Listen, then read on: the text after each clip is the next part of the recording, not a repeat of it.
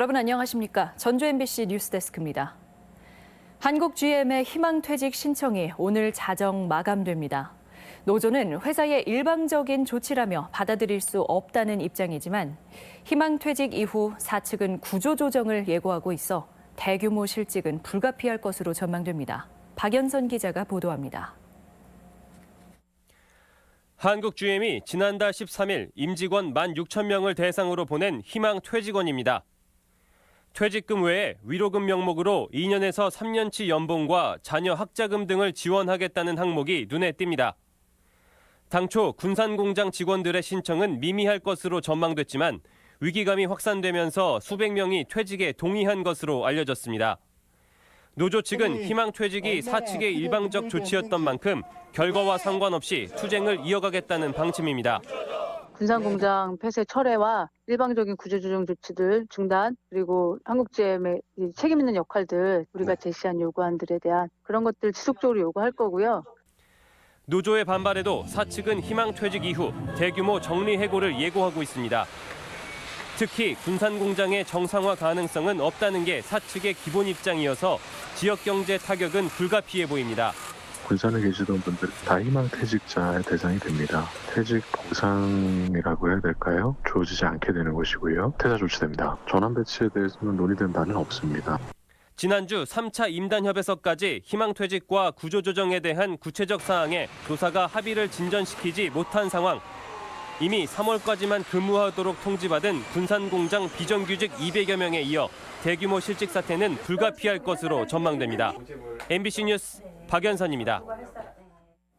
한국 GM의 희망퇴직으로 촉발된 구조조정 여파는 단순히 군산공장에만 국한되지 않아 사태의 심각성을 더하고 있습니다. 10,000명이 넘는 협력업체와 부품업체에 연쇄적인 파장을 줄 전망이어서 대량 실업에 대한 우려가 현실이 됐습니다. 한범수 기자의 보도입니다. 오늘까지 한국 GM 본사로부터 희망퇴직을 요구받은 군산공장 정규직 직원 수는 1,500여 명. 희망퇴직 이후 사측은 강력한 구조조정을 예고하고 있지만 그 충격은 여기에서 그치지 않습니다. 공장이 문을 닫으면 협력업체들 역시 연쇄 도산의 위기에 빠질 수밖에 없기 때문입니다. 현재 군산공장과 계약 관계에 있는 협력업체는 130여 곳, 1차 협력업체 직원 5,700여 명과 2차 5,000여 명을 감안하면 연관 종사자만 해도 10,000명이 넘습니다. 출근만 하고 그냥 일을 안 하고 그냥 거기서 그냥 계속 대기만 하고 있어요. 그냥 힘내라고 그냥 그런 말도 제대로 없고요. 더구나 GM의 정규직이 아니기 때문에 희망퇴직 위로금을 받을 수 있는 상황도 아니어서 닥쳐올 현실은 더욱 막막합니다. 산업 비정규직 저희들에게는 어떠한 위로금도 생활지원금도 없이 나가라고 합니다.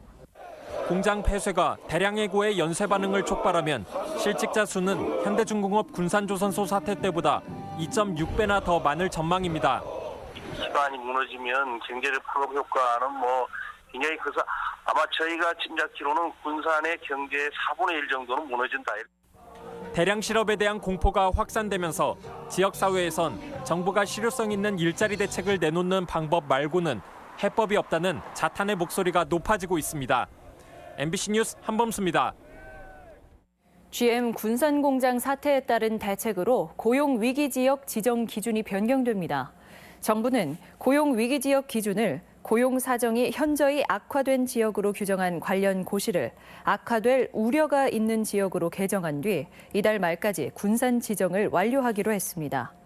이와 함께 산업위기 대응 지역도 지역의 주된 2개 산업이 위기를 맞았을 때 지정할 수 있도록 오는 9일까지 변경할 방침입니다. 6월 지방선거에 출사표를 던진 도내 시장 예비 후보가 등록 첫날 27명에 달할 정도로 경쟁이 뜨겁습니다. 예비 후보 추가 등록과 현직까지 포함하면 경쟁은 한층 뜨거워질 전망입니다. 유룡 기자의 보도입니다. 예비 후보들로 선거관리위원회가 하루 종일 붐볐습니다. 도의원과 시의원, 시장 예비 후보 등록 첫날 전주시장에는 이현웅 전라북도 도민안전실장이 출사표를 던졌습니다. 바뀌어야 됩니다. 국가 예산이 줄어들고 있고 지역 현안이 방치되고 있습니다. 전주 안주 통합으로 광역도시로 가야 됩니다. 현직 단체장이 나서지 못하는 지자체는 후보 경쟁이 특히 치열했습니다. 삼선의 문동신 시장이 물러나는 군산은 더불어민주당으로 강성옥, 강임준, 문택규, 이재호 후보가, 바른미래당으로 강금식, 진희환 후보가, 민평당으로 김규동, 무소속으로 서동석 등 8명의 후보가 나설 정도로 치열했습니다.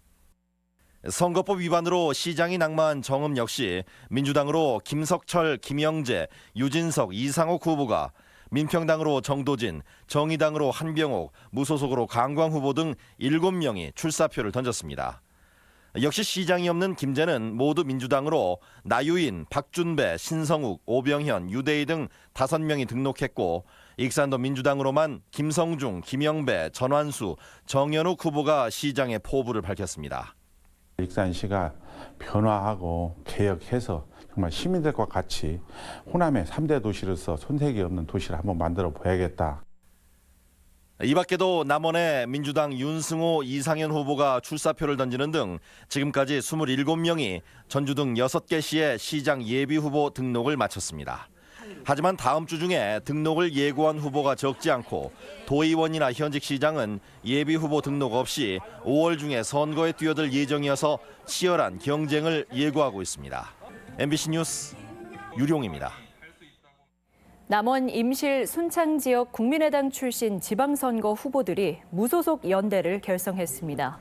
무소속 이용호 의원과 10여 명의 임순남 지방선거 후보들은 기자회견을 갖고 민주당 패권에 맞서 지역을 살리는 마중물이 되겠다며 무소속 연대로 선거를 치르겠다고 밝혔습니다. 무소속 연대를 구성해 연극 배우의 용기 있는 고발에서 시작된 도내 미투 운동이 심상치가 않습니다.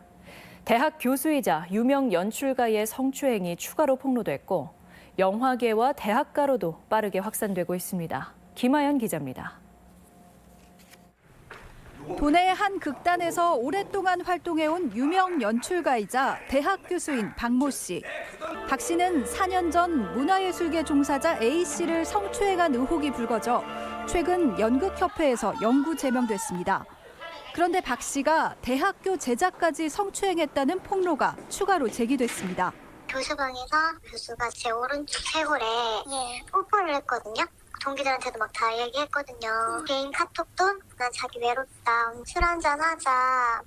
추가 피해자가 더 나올 가능성도 배제할 수 없는데 해당 교수는 최근 대학 측에 학장 보직을 사퇴하겠다는 의사만 밝힌 채 침묵하고 있는 상황입니다. 본인의 입장을 학내에서 얘기하시거나 그런 건 아닌 걸로 알고 있습니다. 이제 인지하고 상황 파악하는 과정에 있고 필요하다 그러면 이제 조사위원회를 꾸릴 수가 있어요. 연출가 최경성 씨의 성추행이 폭로된 이후 위계 구조에 묻혀있던 도내 성폭력 사건들이 속속 드러나고 있습니다. 현재 드러난 가해 피해 사실 외에도 흔들어서 발표하지 못하는 사람들도 여전히 있고요. 비슷한 사례의 가해자들도 분명히 있을 거란 말이에요. 전주국제영화제 조직위원회에서는 팀장급 직원이 여직원과 자원봉사자들을 상대로 한 성희롱 발언과 과도한 스킨십이 폭로돼 논란에 휩싸였습니다.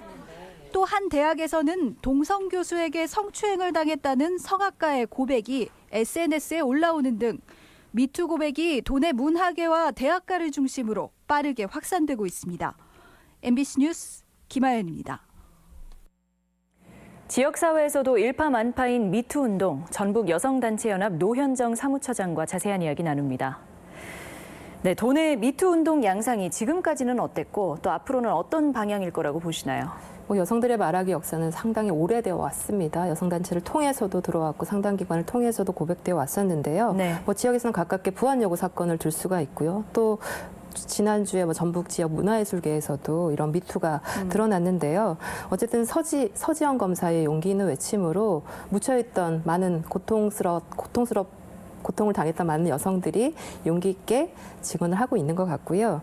다만 우려되는 것은 성폭력 가해자로 지목된 분들이 스스로 반성하겠다, 스스로 자숙하겠다, 셀프 반성이라고 하는 걸 하는데요. 네. 이런 부분에서 좀 더 예를 들면 문화예술계 안에서 자정 시스템을 구축한다든지 이런 앞으로 더 이상 발생되지 않도록 하는 제도적인 조치들이 좀 필요한 것 같습니다. 네. 그리고 또 피해자들이 용기를 내서 고백은 하고 있지만 네네. 그 이후에 발생하는 피해들이 여전히 남아 있잖아요. 그렇죠. 우리 사회 법이라는 게 여성에겐 매우 불리한데요. 네. 성폭력을 당해도 법적인 문제로 가기까지 몇 년이 걸립니다. 그래서 성폭력 피해자들이 수사 과정에서 2차 피해를 당하지 않도록 할 수 있는 법제도적 보완이 또 필요하고요. 네. 특히나 취약한 여성들, 이주 여성들 같은 경우에 이런 미투를 고백할 수 있고 지원받을 수 있는 안전한 창구도 필요하겠습니다. 안 그래도 최근 도내에서도 네. 이제 성범죄 관련 사법부의 판결이 너무 네. 미온적이다 이런 지적도 있죠. 그렇죠. 부안요구권 1심 재판부 결과 보더라도 가해자에게 집행유예 판결을 냈습니다. 네. 여성이 술에 취해서 성폭력을 당해도 그 술 취한 여성이 문제라고 하는 건데요. 이게 네. 우리나라의 법의 헌실입니다. 그래서 어쨌든 역고소라고 하는 그걸로 성폭력 가해자들이 피해자를 협박하고 있는 상황이거든요. 이런 네. 법제도적인 문제가 하루빨리 개선됐으면 좋겠습니다. 네. 지금도 이런 성추행을 당하고 있고 피해를 네. 입는 여성이 있다면 어떻게 대처를 하는 게 좋을까요? 가장 가까운 사람들에게 자신의 이야기를 해야 될 것 같고요. 법제도적인 어떤 지원이나 심리상담적 지원은 상담기관을 통해서 하시면 좋겠습니다. 네, 오늘 말씀 잘 들었습니다. 정월 대보름인 오늘 대보름 민속놀이가 도내 곳곳에서 펼쳐졌습니다. 국립전주박물관에서는 풍물패의 길놀이를 시작으로 귀발기술 나누기, 달집 태우기 등의 행사가 진행됐습니다.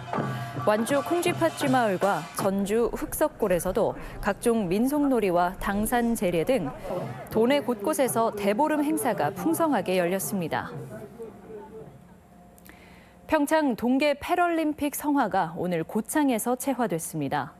패럴림픽 성화는 경기도 안양과 제주 등 전국 5곳에서 오늘 저녁 동시에 채화됐는데 고창에서는 오거리 당산제도 함께 열렸습니다.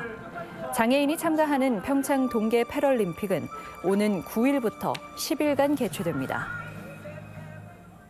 개학을 맞아 방문 판매 피해를 예방하기 위한 이동 상담센터가 운영됩니다. 전라북도는 오는 5일부터 전주대학교를 시작으로 도내 6개 대학교에서 직접 찾아가는 이동 상담센터를 운영한다고 밝혔습니다. 방문 판매 피해는 설문조사 등을 빙자해 고가의 화장품이나 어학교재 등을 강매하는 경우로 주로 대학 신입생들이 대상이 되고 있습니다. 지금까지 전북권 뉴스였습니다.